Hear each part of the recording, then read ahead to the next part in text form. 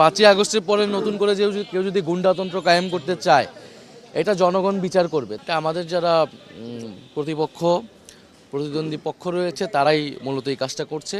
এর আগেও করেছে, যখন নির্বাচনী প্রচারণার সুযোগ ছিল না, তারা শোকসভার নামে, এটার নামে, সেটার নামে আসলে প্রচারণা চালিয়েছে। এগুলো আসলে আমরা অত বলতে চাই না, এটা ইলেকশন কমিশনেরই দায়িত্ব। আমরা আমাদের কাজটাই আসলে করতে চাই। ধরনের সমস্যা, যেমন এই এলাকায় আমরা আজকে এসেছি, এখানে পানির একটা বড় সংকট আছে। এখানের মানুষজন ভোর থেকে উঠে গ্যাসেরও সংকট আছে, ভোরবেলার মধ্যেই সকালের মধ্যে গ্যাস চলে যায়।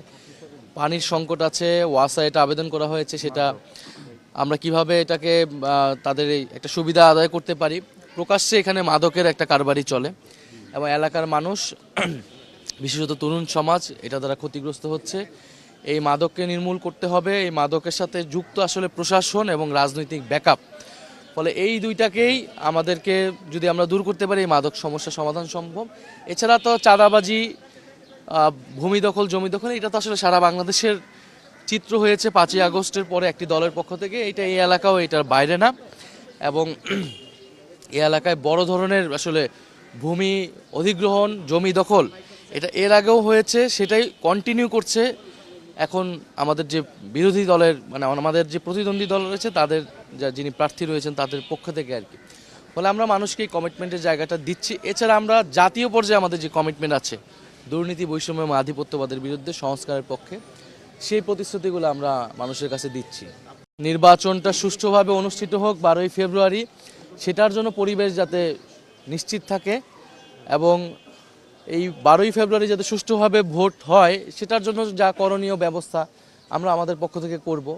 আমাদের তরুণ সমাজ, আমাদের সচেতন নাগরিকরা ভোট কেন্দ্রে শুধু ভোট দিতেই আসবে না, এবার তারা ভোট কেন্দ্র পাহারা দিবে এবং ভোটের ফলাফল নিয়ে তারা বাসায় যাবে। আমরা এই কথাটাই বলতেছি। আমরা তো রাজপথে আছি। যদি আমরা দেখি শেষ পর্যন্ত এই ইলেকশন কমিশন চূড়ান্ত পর্যায়ে গিয়েছে, তারা নিরপেক্ষতা একেবারেই ধার ধারছে না, তাহলে তো আমাদেরকে এই ইলেকশন কমিশনের বিরুদ্ধে আমরা সর্বাত্মকভাবে নামবো। সেই আমরা আগাম সতর্কবাণী আমরা ইলেকশন কমিশনের জন্য আমরা দিয়ে রাখছি। 5ই আগস্টের পরে নতুন করে কেউ যদি গুন্ডাতন্ত্র কায়েম করতে চায়, এটা জনগণ বিচার করবে। তারা অলরেডি এটা করেছে, মানুষকে ভয় দেখাচ্ছে।